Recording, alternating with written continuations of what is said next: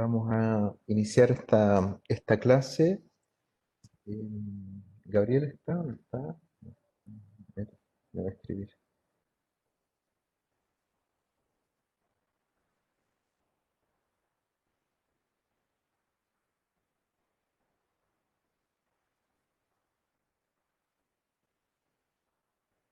Bueno, esta clase, si, us- a ver, si ustedes se recuerdan, la semana pasada estuvimos estudiando el concepto de desarrollo, estuvimos estudiando lo que son las dimensiones del desarrollo. La semana antepasada tuvimos una clase sobre desarrollo político con el ILPES. Vimos temas de participación ciudadana, de movimientos sociales, de confianza en las instituciones. Esa misma semana vimos también otra dimensión del desarrollo, que es el desarrollo sostenible. Ahí estuvimos con José Luis Samaniego. Hola Gabriel, buen día. ¿Qué tal? Buenos días, ¿cómo están? Todo bien, todo bien. Estoy haciendo una introducción y te paso la palabra. ¿Sí? Nada, perfecto. Hemos visto entonces desarrollo político con el ILPES, desarrollo sostenible con José Luis Samaniego de la División de Desarrollo Sostenible de Asentamientos Humanos. Y estas todas son dimensiones del desarrollo que nosotros vimos que se puede entender como el camino hacia el bienestar de los seres humanos, el desarrollo humano, el desarrollo de los seres humanos. El día de hoy vamos a ver otra dimensión del desarrollo que es el desarrollo social. El desarrollo social está muy relacionado a lo que son las relaciones sociales y las buenas relaciones sociales, lo que está condicionado a su vez por una serie de variables, podríamos decir, entre ellas la cohesión social, que es fundamental también para el desarrollo político, em, y el sentido de pertenencia, la noción de comunidad, el capital social, hay muchos conceptos por ahí, la confianza que se tienen unos a otros. Entonces, esta es una dimensión muy importante del desarrollo y como vimos en el seminario del viernes pasado, es una de las cosas que distingue a América Latina. Las relaciones sociales en la región son de un carácter muy particular. Para eso tenemos el día de hoy a Carlos Maldonado. Carlos es oficial de Asuntos Sociales de nuestra División de Desarrollo Social y Carlos ha estado muy involucrado en las últimas discusiones que ha tenido esta división eh, en torno al concepto de cohesión social. Gabriel, no sé si quieres añadir algo. No, nada, solo yo creo que tu presentación estuvo perfecta, Felipe. Solo agradecer a Carlos que esté con nosotros, siempre ha estado dispuesto a ayudarnos aquí en la escuela. Contarles también que Carlos tiene un doctorado en ciencia política en la Sciences Po y es, bueno, uno de nuestros investigadores más destacados en los temas sociales en la División de Desarrollo Social. Entonces es un privilegio tenerlo con nosotros y sin más demora, Carlos, te doy la palabra. Gracias a los... Gracias. Buenos días, gracias Felipe, gracias por la presentación, por introducir esta sesión. Muy buenos días a todas y a todos. Veo que ya se ha conectado un buen número. Eh, bueno, antes que nada agradecer la posibilidad de participar aquí, eh, a Gabriel, a Felipe por estar acá y como decían ellos, compartir algunos de los trabajos que hemos venido realizando en la división del rollo social. Lo que yo voy a hacer hoy aquí es darles, por así decirlo, dos premisas, porque si ustedes se fijaron en la bibliografía que yo, digamos, aconsejé para esta sesión, puse un documento conceptual sobre la cohesión social, donde está el abordaje que hizo la CEPAL hace un poco más de una década del tema, y también un informe reciente que hizo el gobierno de Chile sobre a través de un consejo asesor, un consejo consultivo convocado por la Presidencia de la República, que estableció, digamos, como un balance de la cohesión social en Chile y una serie de recomendaciones de política pública, ¿no? Y un poco la doble primicia de la que yo les hablaba es que voy a abordar aquí dos temas de dos documentos que están en ciernes, por eso no están incluidos en la bibliografía. El primero es el Panorama Social 2020, que se presenta este jueves, y que como quizás sepan, este documento o este informe anual de la CEPAL es uno de los más importantes y, digamos, además de actualizar las tendencias y cifras de pobreza y desigualdad, va abordando temas distintos conforme evoluciona la agenda y la problemática del desarrollo en América Latina. Y en este caso hay un capítulo que se centra en el tema del malestar social en América Latina, tratando de vincularlo con la actual coyuntura de crisis y de pandemia en la medida de lo posible, porque la información disponible no era, digamos, no era muy numerosa, em, y que será, digamos, que es parte entonces de los temas que aborda el panorama social, que se presenta y se lanza este jueves.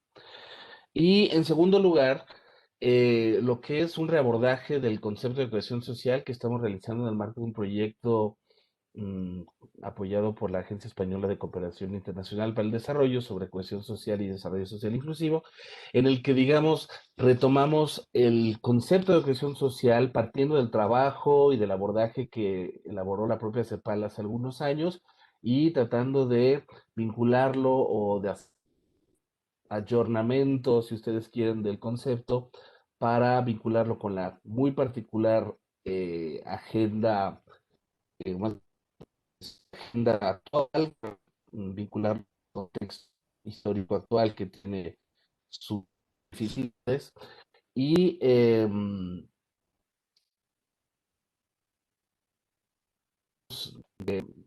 sustraer una serie de áreas o de recomendaciones de política para o en favor de la cohesión social. La idea de esta presentación es abordar estos dos temas y obviamente vincularlos entre sí, ¿no? Así que, sin más preámbulo, em, digamos, ya antes de la pandemia, analizando diversas fuentes de información, nosotros veíamos una inconformidad considerable en la región con la persistente desigualdad, también una insatisfacción con el funcionamiento de la política, con sus actores, en particular los partidos, y una creciente desconfianza hacia las instituciones, ¿no?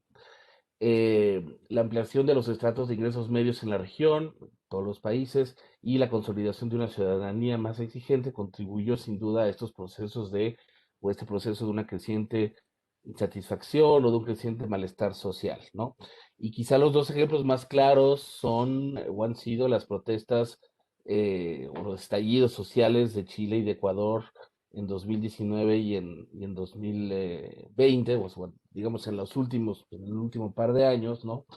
En donde, por un lado, en Chile el aumento del precio del transporte público desemboca, o digamos, es el gatillante de una macro manifestación social y un estallido que digamos que redefine completamente el rumbo y la agenda política del país. En el caso de Ecuador, también un gran movimiento social gatillado por la eliminación del subsidio al combustible. Y tomo estos dos ejemplos porque, a diferencia de otros grandes problemas o digamos, o fenómenos de manifestación o de descontento que hay en la región, que por ejemplo pueden estar motivados por conflictos electorales como digamos, como en Bolivia o en Venezuela, aquí en estos casos estamos ante un verdadero estallido social, es decir, donde una pequeña cosa, por llamarlo de alguna manera, o un elemento de coyuntura genera, digamos, que se manifiesten una serie de descontentos y insatisfacciones que estaban ahí latentes, ¿no? Entonces hay un poco de ahí la pregunta de este capítulo, ¿qué es el malestar social? Y ahí, digamos, propusimos una definición en el sentido de que el malestar social se asocia a una percepción negativa de distintas dimensiones de la vida social, puede resultar de una desaprobación respecto a diversos elementos de la estructura socioeconómica, la dimensión política e institucional o al ámbito de las relaciones sociales, ¿no? Y se expresa como una insatisfacción con la distribución del bienestar, una insatisfacción con el ejercicio del poder público o la representación política, como una insatisfacción eh, o como una desconfianza hacia las instituciones y las personas y sentimientos de inseguridad, ¿no? Entonces, este es un poco el marco analítico que desarrollamos para entender o tratar de entender mejor el malestar social. Y es bien importante tener en cuenta, y eso es lo que está del lado izquierdo, que ese malestar social no está separado de las condiciones objetivas económicas, sociales que vive la gente, al contrario, ¿no? Pero hay un elemento subjetivo de apreciación, digamos, de de esa realidad objetiva, ¿no?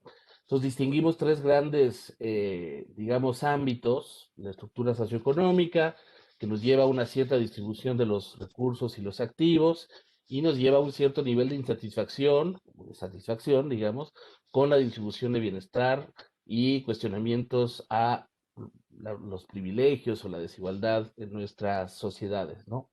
Una segunda que es más política e institucional, que se relaciona con la distribución y el ejercicio del poder político y que nos puede llevar a un cierto nivel de insatisfacción con el ejercicio del poder público, con la representación política y el funcionamiento de las instituciones, ¿no? Y finalmente está el ámbito de las relaciones sociales. Tiene que ver esto con los vínculos sociales y la interacción cotidiana entre las personas, y en términos de malestar, esto se traduce o puede traducirse en una evaluación negativa de las relaciones y vivencias de abuso, de discriminación, de violencia, ¿no? Entonces, es, digamos, en por esas tres grandes vías, digamos, que abordamos lo que sería el malestar social en la región. Y tratamos de ver algunas expresiones de ese malestar en nuestras sociedades, que son, como ya a estas alturas tendrán clarísimo, bueno, sociedades altamente desiguales, ¿no? El tema es la gran sensación de vulnerabilidad y las preocupaciones que hay, digamos, sobre el bienestar eh, para, digamos, el común de las personas, ¿no? Los ingresos se consideran insuficientes, la inserción laboral es precaria, hay en algunos países un elevado nivel de endeudamiento de los hogares, déficits en el estado de bienestar, o de hecho ausencia de un verdadero estado de bienestar. Todo eso se traduce en una elevada vulnerabilidad o sensación de vulnerabilidad de una importante parte de la población frente a eventos críticos, ya sea la pandemia, ya sea una crisis económica, ya sea un huracán, ya sea un elemento, una enfermedad a nivel individual. Todo esto, digamos, eh, son elementos que, o más bien, que se vinculan una gran vulnerabilidad, de una sensación de vulnerabilidad de las personas en nuestras sociedades, ¿no? A nivel subjetivo, estos problemas despiertan no solo un sentimiento de indefensión frente a los riesgos, una gran impotencia, sino también una marcada insatisfacción con la distribución del bienestar, ¿no? ¿Por qué estoy así yo? ¿Por qué veo a derecha y a izquierda, digamos, pruebas de que hay otros sectores que de manera no siempre justificada, digamos, se encuentran en una situación mucho mejor, ¿no? Y mirando los datos, en este caso de Latinobarómetro, y digamos en las últimas décadas, pues sí vemos que efectivamente en los últimos años hay un aumento en la percepción, ¿no? De que la distribución del ingreso en el país es injusta o muy injusta, ¿no? Esto desde 2013 en adelante ha seguido aumentando en los últimos años. O sea que sí, en los últimos años vemos, digamos, un creciente malestar con esa dimensión, digamos, económica o socioeconómica de la que hablábamos al principio, ¿no? En este capítulo también, por primera vez, entramos a ver algunas fuentes financieras y macrofinancieras sobre el endeudamiento en los hogares, eh, digamos que pueden ser un factor de incertidumbre, de vulnerabilidad y de malestar, ¿no? Y en varios países grandes, importantes, ¿no? Encontramos cierta evidencia de que sí hay un aumento sostenido del nivel de endeudamiento de los hogares en los últimos 15 años y esto efectivamente puede ser un elemento tanto de insatisfacción como de vulnerabilidad, como veremos ahora. Entonces, viendo información de Brasil, de Chile, México, Colombia, vemos que en los últimos años ha habido un creciente endeudamiento como porcentaje del ingreso disponible de los hogares, y eso en sí no está mal. Si yo me endeudo para adquirir una casa, digamos, para construir un patrimonio, el endeudamiento es en realidad una inversión. El problema es que cuando empezamos a ver más fino, es un endeudamiento que mayoritariamente se lleva, digamos, o que se utiliza para financiar el consumo diario de las personas, ¿no? Entonces aquí un ejemplo, del lado izquierdo tienen ustedes lo que es el porcentaje del ingreso disponible en los hogares. En rojo tienen la zona euro como ejemplo de referencia y en negro el caso de Alemania. Y tienen ustedes después la información que logramos obtener para estos países, estos 4 países de la región, donde efectivamente una tendencia al alza en el nivel de endeudamiento. Esto, como decía, en sí no es un problema, no es algo malo, al contrario, puede ser un indicador de mayor acceso a los mercados financieros, de mayor acceso de mayor bancarización, de mayor acceso al crédito, ¿no? El problema es que cuando ya lo vemos más en detalle, y aquí es lo que muestran los gráficos del lado derecho, si vemos la tenencia de deuda por quintil de ingreso y por tipo de deuda, vemos que en azul el grueso de esa deuda, perdón, en gris, es deuda de consumo. Ujú. Y en anaranjado estaría lo que es la deuda hipotecaria, es decir, deuda que tiene que ver con la adquisición de un bien inmueble, que como decía es más bien un indicador de inversión y de construcción de un patrimonio, ¿no? Entonces aquí estamos hablando más bien de un endeudamiento que tiene que ver con el financiamiento del consumo de las personas, ¿no? En Colombia se observa una tendencia aún más marcada, ¿no? El grueso de ese endeudamiento es endeudamiento para financiar el consumo, digamos, y no para construir un patrimonio, ¿no? Y esto, de nuevo, si lo vemos con un poquito más detalle, y aquí tendríamos del lado izquierdo la carga financiera de esa deuda, en los casos de Chile y Colombia por quintil de ingresos, vemos que esa carga financiera en promedio representa un tercio de los ingresos de los hogares y que además es mucho más elevada para los quintiles más pobres. De esta manera, en Chile y en Colombia, 12% de los hogares tiene una carga financiera superior al 50% de sus ingresos, ¿no?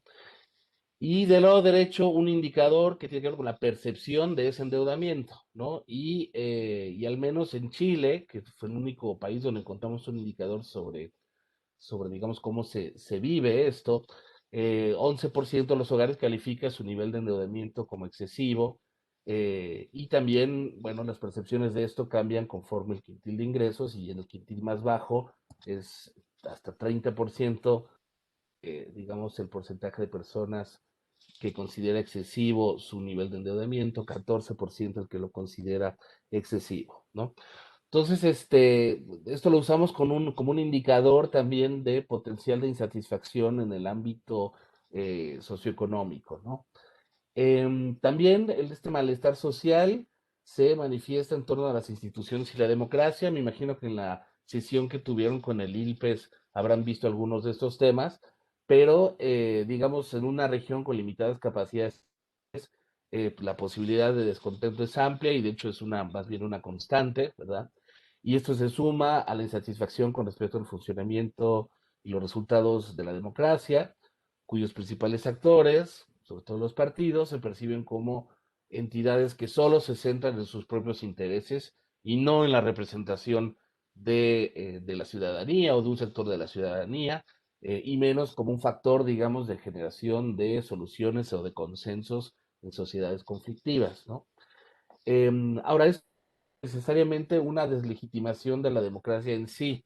Si uno mira los datos en general, la mayoría de la población sigue considerando la democracia como la mejor forma posible de gobierno, pero sí apuntan una gran insatisfacción con respecto a su funcionamiento, ¿no? Y también, digamos, esa deslegitimación con el funcionamiento de la democracia a la larga puede tener un efecto sobre la propia, digamos, la propia legitimidad de la democracia como sistema, ¿no? Al mirar las actitudes, zonas, la corrupción aparece como uno de los signos más evidentes de ese malestar, ¿no? Y en todos los países la mayoría piensa que la corrupción entre los funcionarios públicos está algo muy extendida, y eso es como una constante en la región. Y aquí solo pues algunas ilustraciones de este fenómeno, ¿no? Em, del lado izquierdo, lo que yo les contaba, la democracia sigue siendo la mejor forma de gobierno, es decir, esta es la pregunta sobre si uno está con que la democracia tiene problemas, pero es la mejor forma de gobierno, y esto sigue siendo mayoritario en la región, aunque en los últimos años hay una caída y estamos ahora en 64.2% de las personas encuestadas que opinan de esta manera, ¿no? Entonces, igual no deja de ser una luz de alerta, ¿no? Y del lado derecho tienen ustedes el porcentaje de personas que creen que el país es gobernado por unos cuantos grupos poderosos en su propio beneficio o para el bien de todo el pueblo, ¿no?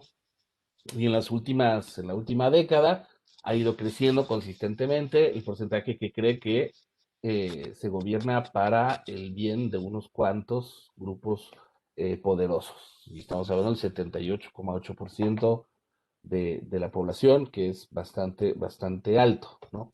Si miramos la confianza en las instituciones sociales, políticas, la constante también es una caída en la confianza que se le tienen a las instituciones, digamos, en un sentido amplio, y también, digamos, un cuestionamiento creciente a los privilegios y a la desigualdad, ¿no?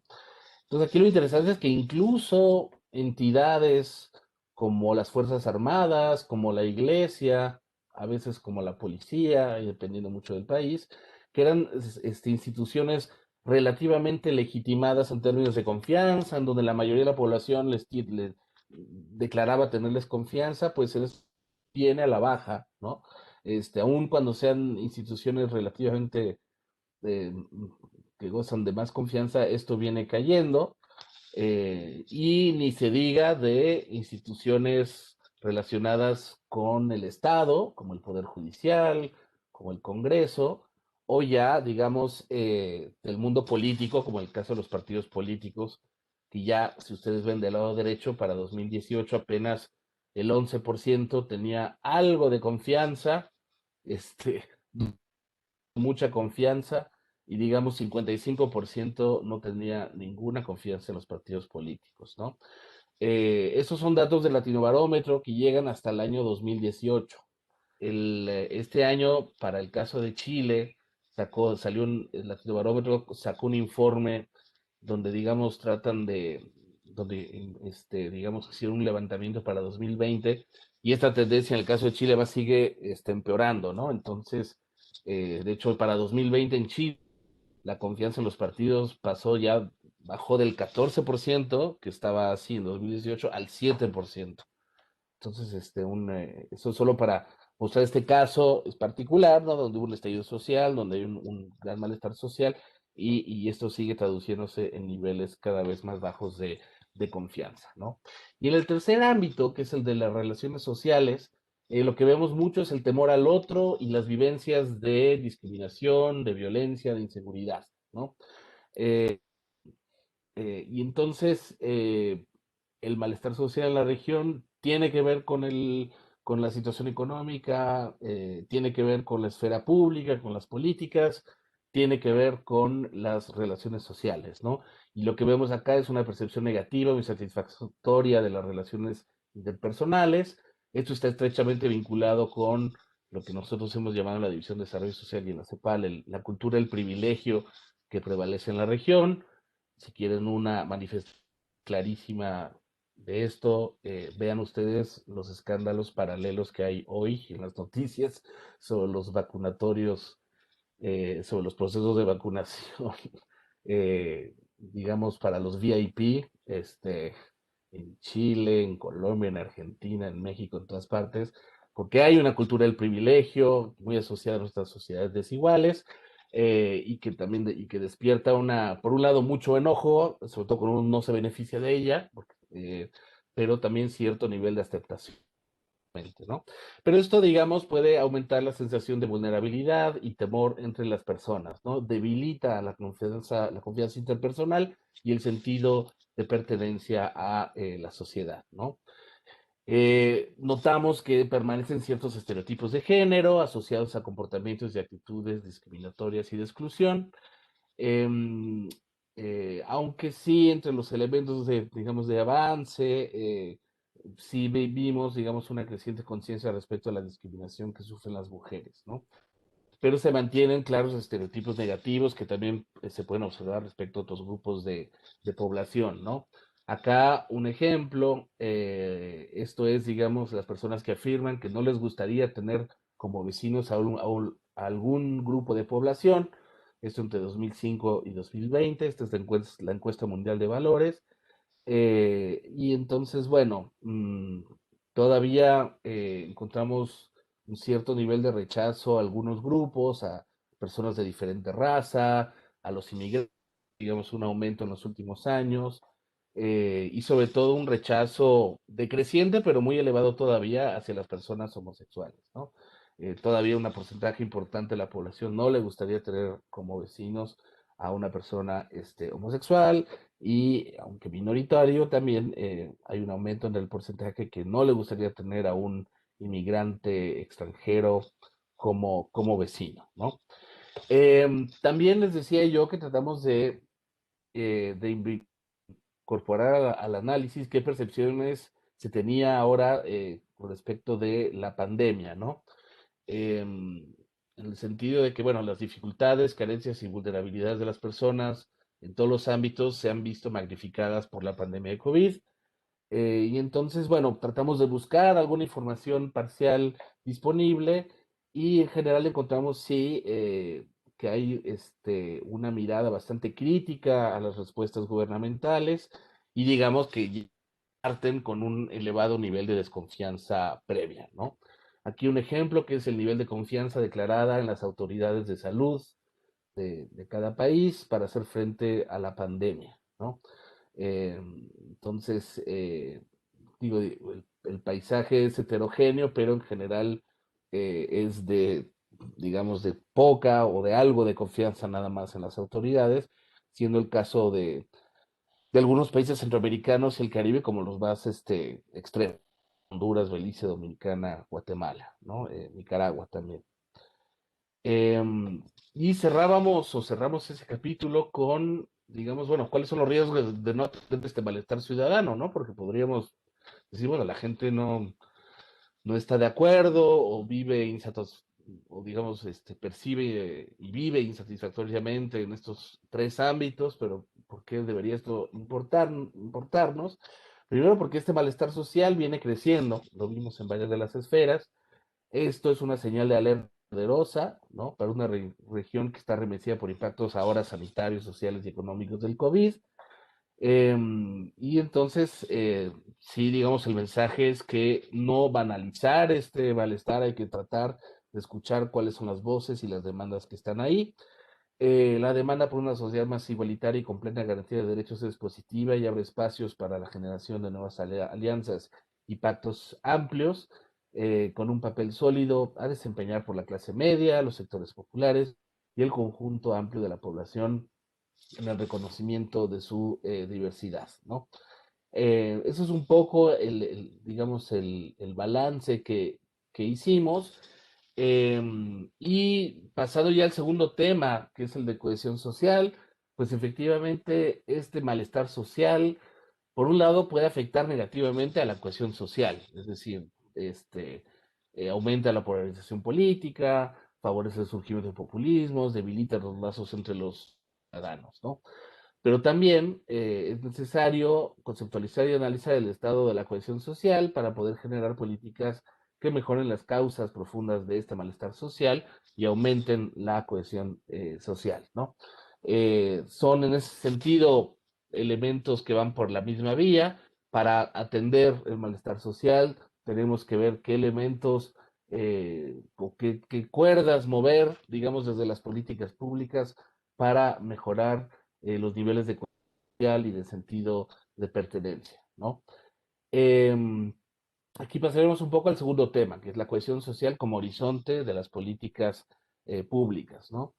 La reflexión sobre la cohesión social es una reflexión muy antigua y que no ha perdido vigencia, a mi juicio. Responde a una inquietud recurrente desde finales del siglo XIX, desde mediados finales del siglo XIX, ante una serie de procesos que cuestionan o cuestionaban y que cuestionan el orden social tradicional, ¿no?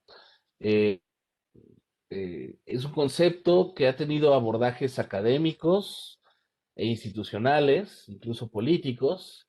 Entonces, es un concepto que es a la vez, eh, digamos, que tiene un valor heurístico en términos de ciencias sociales, pero también que tiene un uso instrumental dentro del mundo de la política y de la agenda de políticas, ¿no?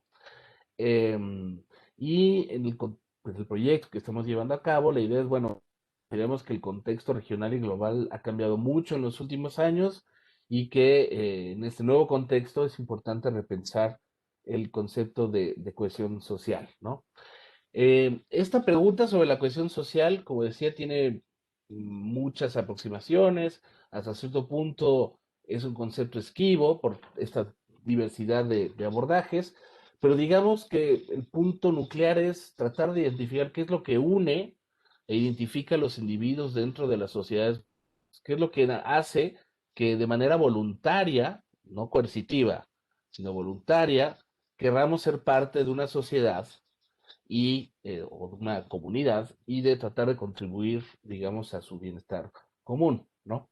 Durkheim, a finales del 19, distinguía, por cierto, en este ámbito, digamos, dos elementos. Estaba la solidaridad mecánica, que era esa solidaridad muy vinculada a la tradición, que predomina en ciudades, entre comillas, premodernas, en donde mi solidaridad como individuo hacia el resto estaba muy vinculado a la religión, a la costumbre, a la tradición, y no era objeto, digamos, de un gran cuestionamiento, y también respondía a sociedades con niveles de interdependencia social relativamente bajos, ¿no?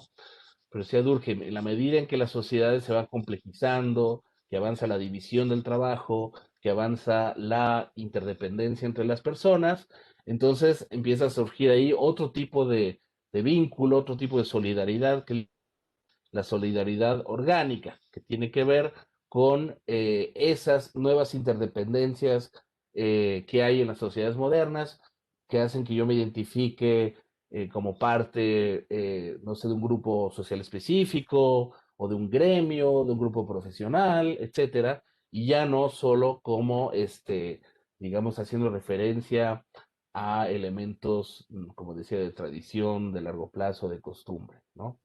Si uno mira los distintas aproximaciones a la cohesión social, algunos lo ven como un proceso, otros lo ven como un resultado, ¿no? Incluso lo ven como un fin o una meta deseable. Algunos abordajes lo ven como un continuo de acuerdo a una definición, es decir, la cohesión social es esto, hay poca o mucha, y ahí, digamos, se trata de caracterizar a distintas comunidades o sociedades. Y nosotros lo que hicimos a nivel analítico es las clasificamos de acuerdo criterios que son recurrentes, ¿no? Por un lado está la cohesión social vista como valores compartidos y sentido de pertenencia, ¿no?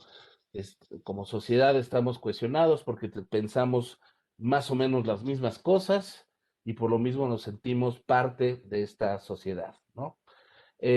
Un segundo criterio tiene que ver con la cohesión social vista como confianza que se asocia fuertemente al compromiso y la habilidad para convivir y trabajar juntos, ¿no? Como confío en el vecino, confío mucho en sus instituciones, en las instituciones, como confío en los demás, es más fácil, digamos, o soy más, de manera más fácil, acepto yo ser parte de y trabajar a favor de un bien común o del bien colectivo, ¿no? Y finalmente está la cohesión social vista como la promoción del bienestar y la reducción de brechas, ¿no? La cohesión social es la capacidad de una sociedad para desarrollar, para mejorar la condición de las personas y para reducir las brechas entre ellos, ¿no? Aquí alguna de las muchísimas instituciones que han elaborado marcos analíticos sobre este tema. Eh, Voy a dar solo aquí algunos ejemplos antes de pasar al abordaje que estamos haciendo en la CEPAL.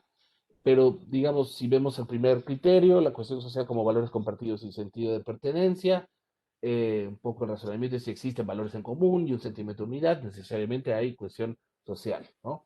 Y aquí la pregunta, o una pregunta para la discusión es, bueno, ¿y cuál hay un deseable de cohesión social? ¿No? O una pregunta es, bueno, ¿y qué pasa con la diversidad de valores posibles? ¿No? Hay, dentro de, podemos tener sociedades cohesionadas de acuerdo a distintos valores, ok, pero ¿hay valores que son mejores que otros o no? ¿O da lo mismo? ¿No? Una sociedad muy cohesionada en torno a su tradición, a su cultura, es mejor, peor que otra sociedad que digamos que apela a otro tipo de valores. ¿Hay alguna jerarquía o no? Son algunas de las preguntas para la discusión. Y un ejemplo que es la definición que abordó el Comisariado, perdón, General de Planificación de Francia en 1997, en donde hablaba de la cohesión social como un conjunto de procesos sociales que ayudan a inculcar en los individuos un sentido de pertenencia a la comunidad y el sentir de que son reconocidos como miembros de esa comunidad, ¿no? Y este grupo a partir de ahí hace recomendaciones de política social, de política económica, etcétera, ¿no? Si vemos el segundo criterio, la cohesión social como confianza que genera compromiso y habilidad para cooperar, para convivir, para trabajar juntos, bajo esta concepción, la cohesión social sería un conjunto de cualidades, ¿no? Que pueden variar, la confianza interpersonal, la predisposición cultural a la colaboración, el reconocimiento mutuo entre las personas, entre otros, que permite una vida en común armoniosa, y esto incluye la gestión del conflicto, ¿no? Incluye capacidad para dirimir las diferencias y tratar de avanzar hacia, digamos, mejores niveles colectivos de bienestar, ¿no? El origen de estas cualidades es muy diverso y depende de un fuerte sentido de pertenencia basado muchas veces en la tradición, en la identidad, en el territorio común, y obviamente el gran problema ante este abordaje, digamos, es qué pasa con la posibilidad de mayor diversidad, típicamente la migración. Si llega un nuevo flujo migratorio de personas que viven distinto, que tienen otra mirada del mundo, ¿qué pasa con esta dinámica o esta manera de ver la cohesión social?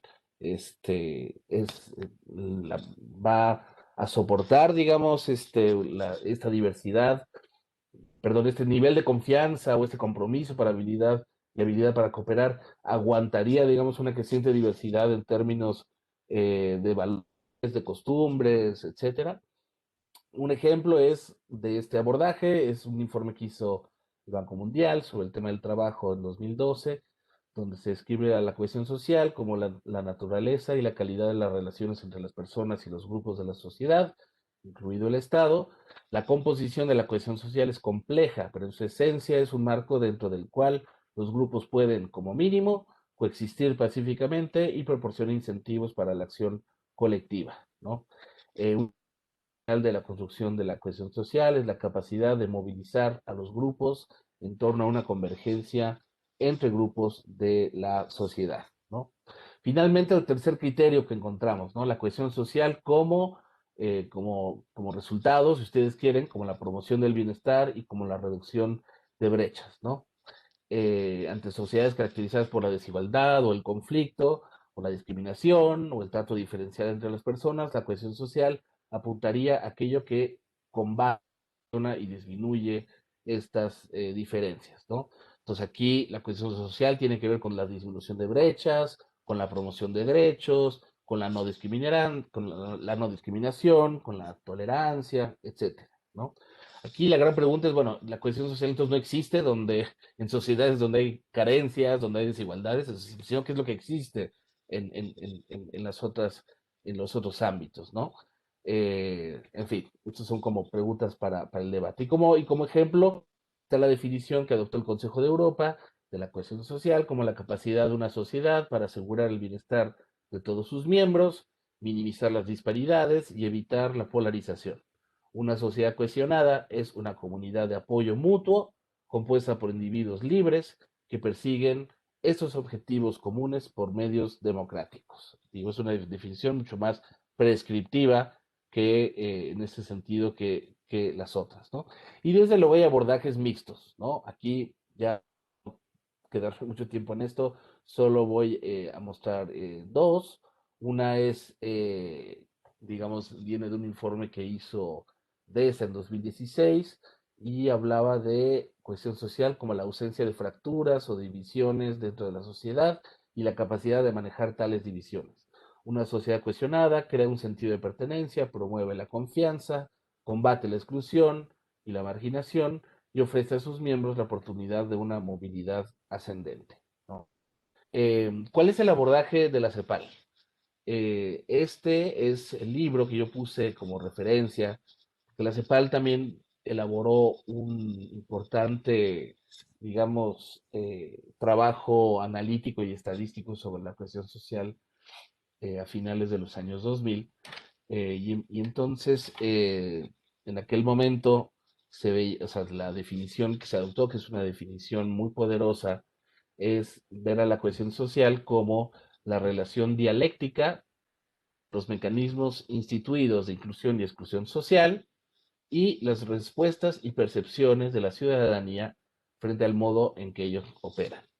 Entonces, una definición que nos habla de la cohesión social como proceso, que nos describe cómo la cohesión social se, se construye en sociedades muy distintas y lo hace de una manera, digamos, no prescriptiva. Ujú. Y habla entonces de los mecanismos, por un lado, los mecanismos de integración eh, sociales, también de los mecanismos de exclusión, ¿no? Digamos, entonces es la dialéctica entre esto, entre lo que nos une colectivamente y los procesos que excluyen a unos también, y entre esos mecanismos de inclusión social, que digamos son los que en principio generarían una mayor cohesión social, están los sistemas educativos, la titularidad de derechos, las políticas pro equidad, pro bienestar, protección social, y eso, digamos, en el ámbito más macroestructural, ¿no? Los mecanismos de inclusión, ¿no? Pero después está el componente subjetivo, que es muy importante dentro de la discusión de la cohesión social, que son los comportamientos y valoraciones de los sujetos frente a esos mecanismos. O sea, esos mecanismos de inclusión y exclusión social me gustan, no me gustan, los apoyo o no los apoyo, ¿no? Y eso tiene que ver con la confianza en las instituciones, con el capital social, el sentido de pertenencia y de solidaridad, la aceptación de las normas de convivencia, la disposición a participar en espacios de deliberación. Ahí es donde entraban estas otras temáticas, ¿no? Entonces, si hay una relación dialéctica entre inclusión y exclusión y cómo los sujetos la ven, y no tenía una relación causal o lineal muy simple entre mayor bienestar y mayor cohesión, ¿no? No porque tengamos mayor crecimiento económico, mágicamente, por ejemplo, vamos a tener una sociedad más cohesionada, ¿no? La definición incorpora un elemento de subjetividad y va mucho más allá de la satisfacción material de ciertas necesidades, ¿no? Incorpora, como decía, los comportamientos, valoraciones y disposiciones de los sujetos ante esos mecanismos, y eso permitía, digamos, ilustrar una relación muy compleja que caracteriza la cohesión social, donde cabe el conflicto, donde caben las tensiones, las contradicciones, pero también la evolución y el cambio, ¿no? No es una definición que no nos pone, digamos, punto de, entre un punto de partida premoderno y un punto de llegada moderno con ciertas características, digamos, era una definición mucho más compleja, ¿no? Y en el marco del actual proyecto, lo que estamos haciendo es partir de esa definición que mantenemos, digamos, como una definición útil para entender el proceso de la cohesión social, la cohesión social, perdón, como proceso, pero también tratamos de incorporar nuevos referentes que no existían hace una década o 2 décadas, ¿no? En la discusión, digamos, sobre el desarrollo. El primer elemento es la Agenda 2030 para el Desarrollo Sostenible, que es un nuevo referente global. No me voy a detener aquí para describirla.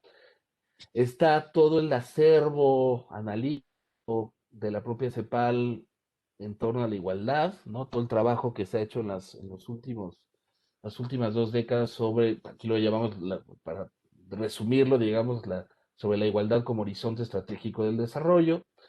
Y finalmente otro referente importante desde las políticas sociales, que es de donde nos ubicamos nosotros, es la Agenda Regional de Desarrollo Social Inclusivo, que es una agenda que adoptaron los países hace un año y medio a través de sus ministerios de desarrollo social, de lineamientos normativos digamos, y de diseño para las políticas de desarrollo social, ¿no? Entonces aquí, digamos, estamos dándole, al tomar en cuenta estos referentes, un abordaje más normativo, es decir, viendo, digamos, la cohesión social como un fin deseable y cuál debería ser su orientación en el nuevo contexto, y lo vemos como la capacidad de una sociedad democrática y sus instituciones de promover relaciones sociales de igualdad, generar un sentido de pertenencia y una orientación al bien común de una forma percibida como legítima por sus miembros, ¿no? Esa capacidad requiere de la existencia de garantías de bienestar, de la promoción activa de una cultura de la igualdad, de mecanismos para la reducción de las desigualdades, de reconocimiento, de participación y para la resolución, perdón, pacífica de conflictos y adaptación a cambios en el marco de un Estado de Derecho y una democracia de calidad, ¿no? Entonces, un poco el que lo estamos viendo es así. Abajo, digamos, está el contexto global, regional, nacional, y hay ahí en ese contexto viejos y nuevos factores disruptivos de la cohesión social. Últimamente, digo, está el tema de la pandemia, está el malestar social, está la desigualdad, está la pobreza, o sea, hay una infinidad de elementos ahí que tensionan a la cohesión social. Y por otro lado, tendríamos una serie de indicadores de la cohesión social que son los que, digamos, los que generan sociedades más cohesionadas, como son las garantías de bienestar, la cultura de igualdad, eso en oposición a lo que yo mencionaba, la cultura del privilegio, ¿verdad? Mecanismos de reconocimiento, participación y resolución de conflictos, un Estado de Derecho y democracia de calidad. Y esto, digamos, esos elementos habilitadores ayudarían a llegar a sociedades caracterizadas por relaciones de igualdad, con un sentido de pertenencia y orientación al bien común, ¿no? Ese, digamos, es el nuevo abordaje que nos permite, sobre todo, orientar la discusión, como yo decía, de manera más normativa hacia estos nuevos referentes y de ahí determinar una agenda de políticas más clara, ¿no? Algunos factores disruptivos y elementos propios del contexto de América Latina que son relevantes para la cohesión social.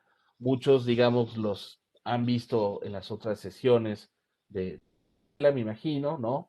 Las crisis económicas, ahora la crisis sanitaria, la crisis climática y los desastres naturales, los cambios en el mundo del trabajo, la revolución digital y tecnológica, la transición hacia un modelo de desarrollo sostenible, los nuevos flujos de movilidad humana, los fenómenos de populismo, nacionalismo, y bueno, toda la serie, digamos, de elementos más característicos, digo, todos los elementos del lado izquierdo, por así decirlo, son globales, ¿no?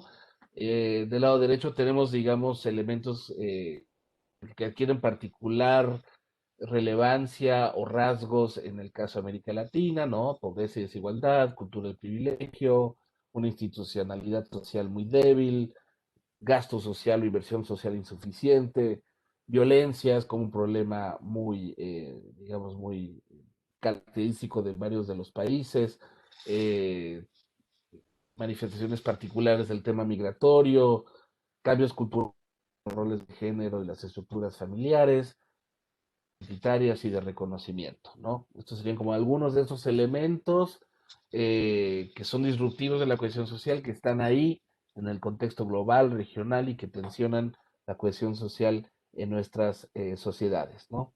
Esta propuesta, más allá de lo conceptual, también eh, propone un marco de medición, cómo medimos la cohesión social en nuestras sociedades, ¿no?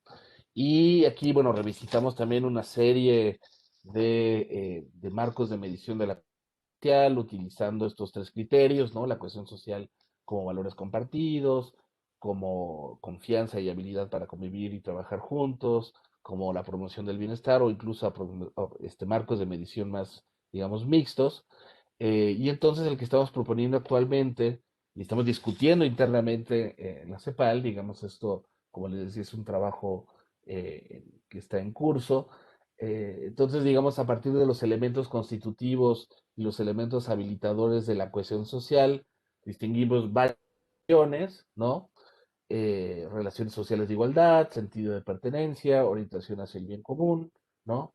Entre los elementos habilitadores, garantías de bienestar, cultura de igualdad, mecanismos de participación y resolución de conflictos, Estado de Derecho, y de ahí, digamos, llegamos a una serie de subdimensiones donde estamos relevando indicadores de diversas fuentes que nos puedan tener un marco de medición de la cohesión social, ¿no? Por ejemplo, en lo que hace a las relaciones sociales de igualdad, es el tema de los vínculos sociales, la confianza interpersonal, el reconocimiento y respeto por la diversidad. En cuanto al sentido de pertenencia está, digamos, la identificación con el país, la percepción de justicia dentro de la sociedad, etcétera, ¿no? No me quiero incluir aquí, perdón, detener demasiado acá para no... de hecho,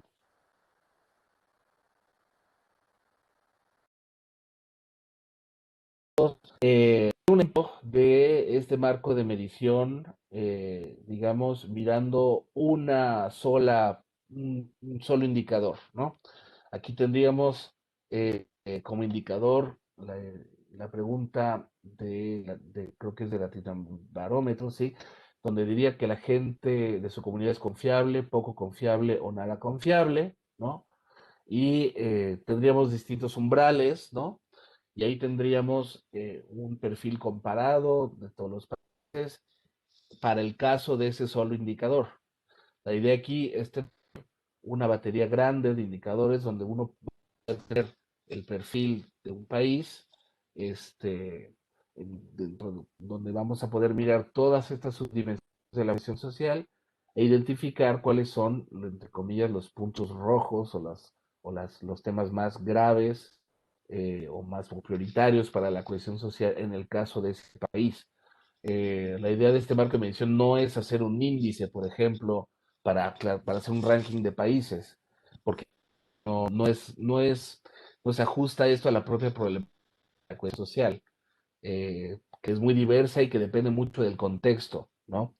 Entonces, para dar un ejemplo, si uno mira otras propuestas, sobre todo donde hay indicadores muy claramente, si uno toma esa medición, países como Chile quedan súper bien posicionados y entonces ya no entendemos nada de por qué hubo un estallido social en el caso de Chile. Si no miramos eh, específicamente algunas dimensiones específicas que tienen que ver con la confianza, que tienen que ver con la confianza en las instituciones, con las actitudes hacia la desigualdad, etcétera, ¿no? Entonces, un poco, digamos, el marco de medición en el que estamos trabajando. La idea, como decía, es llegar a una agenda de políticas para la cohesión social. Es decir, ya viendo lo que es, viendo en toda su complejidad, bueno, qué hilos pueden o no moverse o tratar de mover desde las políticas públicas para transitar a sociedades más cohesionadas en ese sentido más normativo, digamos, más orientado a la igualdad, a la garantía de derechos, ¿no? Eh, Esto, digamos, ya en un contexto como ya habrán visto, ¿no? Una creciente volatilidad de las economías, los impactos en el mercado del trabajo de la actual crisis, eh, comprendiendo la cohesión social como un fin y también viendo la cohesión social como un para edificar sociedades con crecientes niveles de desarrollo y avanzar hacia una mayor igualdad. Y ahí hay cuatro grandes ámbitos de política que se retoman. No los inventamos, obviamente son ámbitos de política que están ahí, pero decimos, bueno, estos son particularmente importantes si queremos avanzar en términos de cohesión social, ¿no? El primero son las garantías de bienestar y sistemas de protección social universales, ¿no? Es crucial avanzar hacia una nueva lógica de distribución y colectivización de los riesgos a través de sistemas universales integrales de protección social sólidos y capaces de asentar de protección social para todas las personas por la vía de prestaciones universales en combinación con otros posibles mecanismos, ¿no? Esto está en línea con la Agenda 2030, ¿no? El- en donde el ODS 1 también habla de la necesidad de protección social universal. Eh, y esto demanda un nivel básico de adhesión y apoyo porque para ello, digamos, para construir ese pilar de protección social va a haber que financiarlo, eh, pero también va a ayudar a que haya un estándar de vida percibido por las personas como básico, ¿no? Que esté garantizado dentro de nuestras sociedades, ¿no? Que es una demanda, por cierto, que uno puede ver, digamos, en las distintas encuestas de opinión, ¿no? Un segundo ámbito importante de política son las políticas de inclusión social y laboral, eh, fortalecimiento de políticas orientadas a asegurar la inclusión social y laboral, eh, algunos ejemplos: educación intercultural bilingüe, aumento de la cobertura de los servicios de agua y saneamiento, capacitación en tecnologías laborales, digo, para dar algunos ejemplos muy diversos, pero atingentes, ¿no? Y políticas de acción afirmativa y medidas antidiscriminatorias, ¿no? Como pueden ser las leyes de cuotas, las reservas de cupos o entregas de becas en el ámbito de la educación, laboral y político, ¿no? De discriminación positiva, ¿no? Dicho en una palabra, ¿no? Para potenciar la efectividad de estas medidas, estas deben estar acompañadas de políticas que busquen cambiar las dinámicas de discriminación y exclusión mediante el reconocimiento y valoración de los distintos grupos, perdón, de la población, ¿no? Aquí un ejemplo que es el sistema de cuotas en la educación superior de Brasil, donde, digamos, se trata de en distintos niveles, ¿no? De asegurar la representatividad en términos económicos, en términos de diversidad étnica y racial, digamos, por este mecanismo, ¿no? La educación intercultural bilingüe en Ecuador, que también es por ejemplo, un ejemplo, digamos, de política importante para la cohesión social, ¿no? Un tercer ámbito, menos evidente quizás, son las políticas en el ámbito de la subjetividad y para una cultura de la igualdad. Son políticas orientadas a evitar la desigualdad, la discriminación y la exclusión. Son las políticas sociales, sobre todo centradas en erradicar las distintas violencias, en particular la violencia de género, las políticas orientadas al reconocimiento y valoración de los pueblos indígenas, de la población afrodescendiente o de las personas migrantes. Estos son, digamos, elementos más recientes, ¿no? Que están apenas apareciendo en muchos casos en nuestra región. Políticas que permitan y fomenten la participación social, políticas para fomentar el uso y ampliar los espacios públicos, los espacios comunes, eh, etcétera. Y aquí, digamos, me tengo un poco en la importancia del reconocimiento y valoración de la diversidad, ¿no? En nuestras sociedades. Para dar un ejemplo, muchos casos, hay grupos de población que han sido prácticamente invisibilizados social, políticamente y estadísticamente. Quizá un caso bien claro es la población afrodescendiente en muchos países, en donde solo recientemente se están incluyendo mecanismos de visibilización que no existían.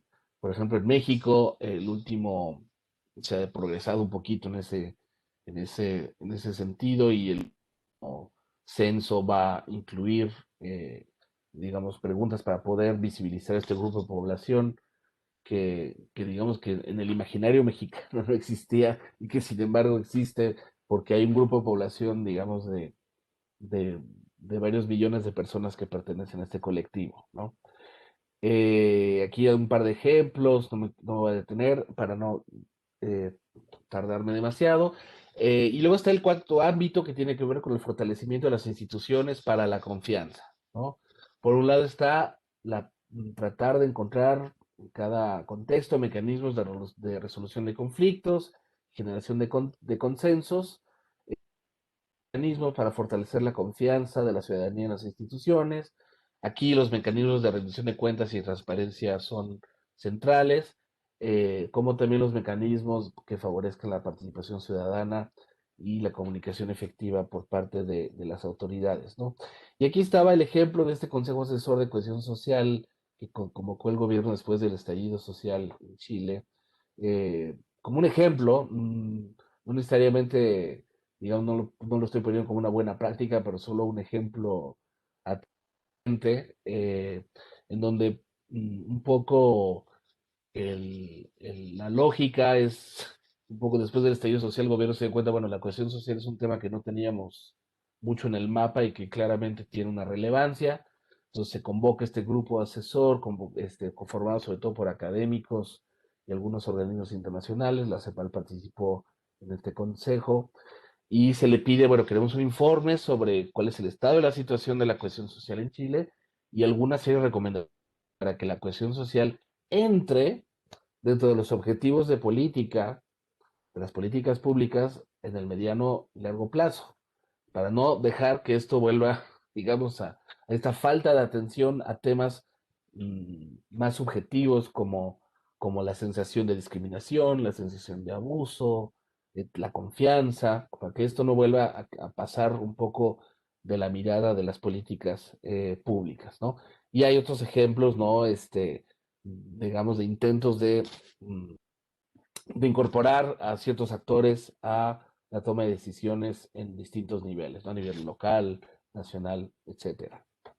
Ya para cerrar, como veíamos, en la región existe un elevado malestar, producto de la desigualdad y la pobreza existente, pero también la percepción de baja capacidad de respuesta del sistema político y las instituciones, ¿no? Un poco lo que en la ciencia política se conoce como la responsiveness o la capacidad de respuesta de un sistema político ante las carencias y demandas de los ciudadanía, ¿no? Aquí, digamos, hay un serio problema en ese sentido. La percepción de que los sistemas no responden, digamos, a las carencias y a las demandas ciudadanas. Em, También, bueno, un segundo, digamos, punto es que el malestar social existente puede ser un factor disruptivo de la cohesión social que se suma a todos los demás que ya vimos, ¿no? Pero también puede ser un punto de partida para refundarla, ¿no? O sea, tomar en cuenta este malestar creciente, tratar de ver ahora cómo respondemos a ello antes de que haya un estallido social o un macroevento, importa. Y para aumentar la cohesión social es necesario tener políticas que lo tengan en mente, ¿no? La cohesión social debería formar parte del horizonte de grandes objetivos de las políticas públicas y en particular de las cuatro áreas mencionadas. Yo dejaría aquí la exposición. eh, bueno, agradeciendo su atención.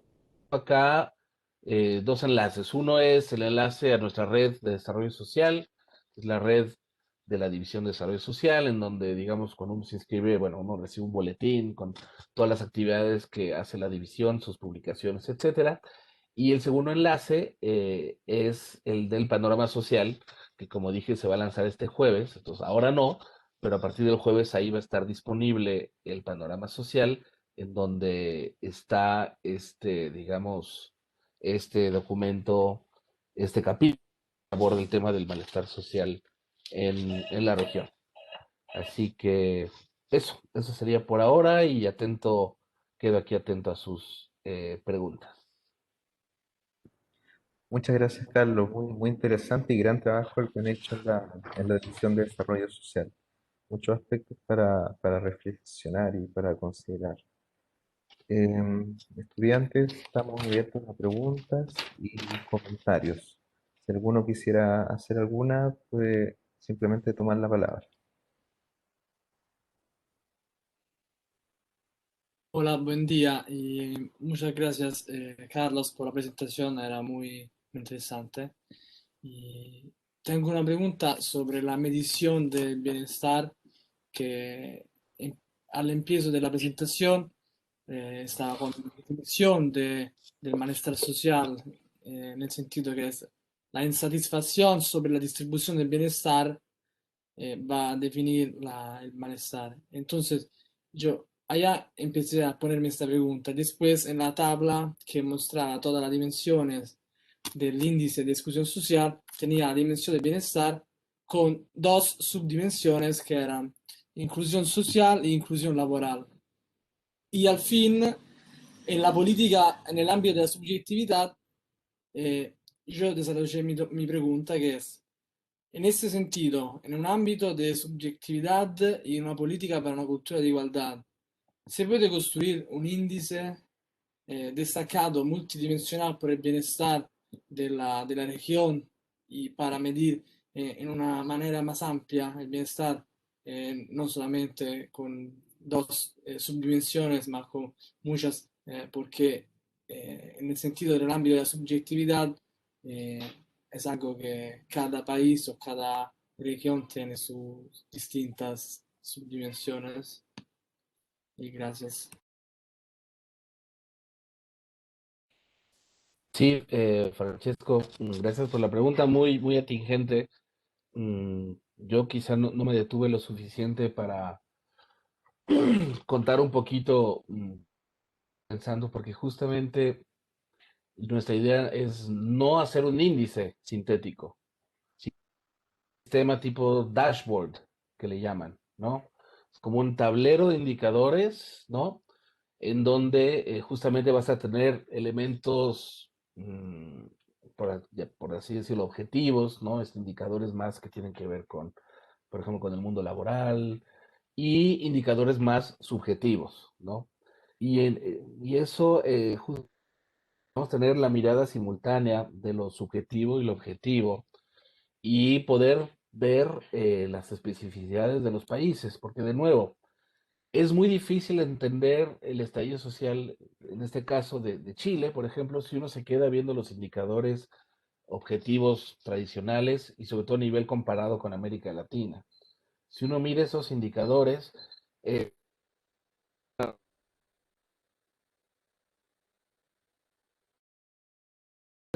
Costa Rica, Chile, ¿no? Y no vamos a ver nada si no miramos también la dimensión subjetiva en cómo se sienten las personas. Y ahí es donde, por ejemplo, el caso de Chile o otros casos, aparecerá en primer lugar, bueno, aquí, foco rojo, hay un serio problema de confianza en las instituciones, hay una sensación de que el sistema no responde, a pesar de los avances que se hayan tenido. Entonces, volviendo a tu pregunta, estamos discutiendo cuáles son los mejores indicadores para cada dimensión y subdimensión, tanto subjetiva como objetiva. Eso está todavía abierto a discusión, pero nuestra idea no es subsumirlo en un índice, donde ya no veamos nada, sino solo un número que diga este país tiene más que el otro, o lo que queremos es un conjunto de indicadores donde tú puedas mirar un país y ver, mira, aquí están los focos rojos, temas que, que no están funcionando, ¿no? Y en ese sentido, sí, tener una mirada comparada entre países, pero digamos compleja, ¿no? Eh, eso. Espero que haya respondido a la pregunta. Sí, muchas gracias. Puede ser un poquito como el índice del OECD, del Better Life Index, que es algo interactivo, como el dashboard que estaba utilizado ya. Entonces, Claro, gracias por más, la más en pregunta. ese sentido, sí. Gracias.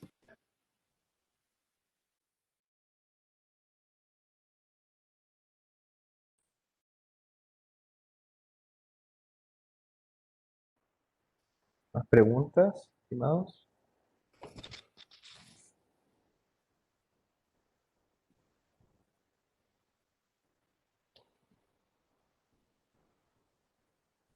Quisiera preguntarte algo, Carlos, si me permite, que no sé si está em, no sé si está en la presentación, pero es una reflexión tuya sobre cómo ha cambiado la visión en la CEPAL y en la región respecto a los énfasis que se les dan desde el desarrollo social.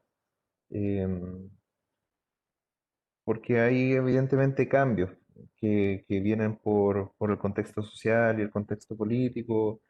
Y si pudiera mencionar hacia dónde se ha dirigido, bueno, me imagino que se ha dirigido hacia el concepto de cohesión social, como lo muestra en tu presentación, pero desde dónde viene, o sea, cuáles eran los conceptos anteriores más importantes y que han perdido quizás relevancia a la hora de hablar de desarrollo social. Sí, gracias Felipe. Mira, sí, hay un capítulo que en este documento que esperamos como borrador y que esperamos salga en un par de meses más, hay un capítulo dedicado un poco al bagaje del concepto, ¿no? De dónde viene y las apropiaciones distintas que se han hecho de él, porque como decía, no es solo un concepto analítico, ¿m? Tiene un valor analítico heurístico, pero también ha sido utilizado para, eh, para cierto, por parte de instituciones y diversos, por parte de diversos organismos internacionales, por parte de distintas agendas, ¿no? Por ejemplo, si uno se va mucho antes, están, digamos, algunos de los sociólogos, digamos, de la sociología clásica, ¿no? Yo menciono a Durkheim, pero también toda la escuela del funcionalismo y cómo, digamos, se empezó a trabajar el tema de la integración social, ¿no? Pero muchas veces desatendiendo digamos, el lado subjetivo. ¿M? Eh, y posteriormente, cuando hay digamos, una refundación del concepto, reutilización del concepto más bien, como en el ámbito europeo en los años 90, ¿no? Y en América Latina también, en esa época, en los años 90, 2000. Y digamos, lo interesante es que desde el ámbito europeo la cohesión social permite un uso instrumental para abonar a la construcción del nuevo proyecto de la Unión Europea post Guerra Fría, ¿no? Ayuda a justificar las políticas, por ejemplo, de los fondos de cohesión territorial, por ejemplo, ¿no? Donde cómo justificamos que le vamos a dar cuantiosos recursos a algunas regiones de países que están más atrasadas, ¿no? Y es ahí donde se elabora mucho todo este marco conceptual sobre la cohesión social, la importancia de construir sociedades cohesionadas, sí ahí con una dimensión territorial más importante, ¿no? En América Latina, la cohesión social permitió en su momento complejizar la agenda de políticas mucho durante el apogeo del famoso consenso de Washington, ¿no? Donde la política eh, se redujo a la política de protección social y la protección social se redujo al combate de la pobreza extrema, ¿no? Llegó un momento donde la agenda social, digamos, se redujo muchísimo casi a medir la pobreza extrema y combatirla con algunos programas. Y el resto, digamos, es un asunto que ya se irá solucionando conforme las personas se integren, como no sabemos, eh, a la sociedad y al mercado laboral.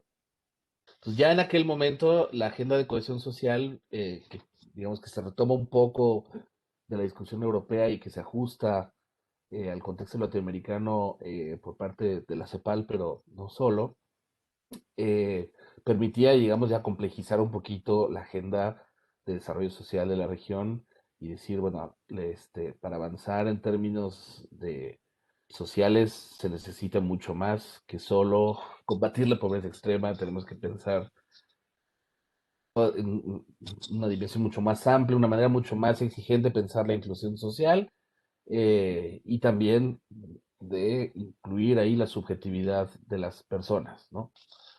Y ahora, digamos, lo que tratamos de hacer es partir de esa base y responder un poco a los nuevos desafíos y a las nuevas, a los nuevos temas que están en la agenda, no solo regional, sino este, para nosotros, como todo el tema de los populismos, de los temas de la subjetividad, o sea, como el Brexit, Trump, todo esto son elementos que tienen que ver con la subjetividad de las personas y cómo eso ha estado muy ausente de la mirada o de nuestro análisis y cómo eso cuenta, ¿no? Tienes que saber qué es lo que está sintiendo, pensando las personas, eh, para adelantarte a cierto tipo de instrumentalización política. Entonces, por ahí ese es un poco, digamos, el bagaje que tratamos de hacer históricamente del concepto, ¿no? Sí, muy, muy de acuerdo. Superar un poco el economicismo, ¿cierto? En la visión. Exacto, exactamente. Ujú. Y bueno, también invitarlos a cuando esté este documento, obviamente, para mirarlo y difundirlo, criticarlo, etcétera, ¿no? Claro, nosotros le compartiremos el link de la presentación cuando ya esté. Súper, ¿Más excelente. preguntas, estimados? ¿Estimadas? Si no hay más, lo dejamos hasta acá.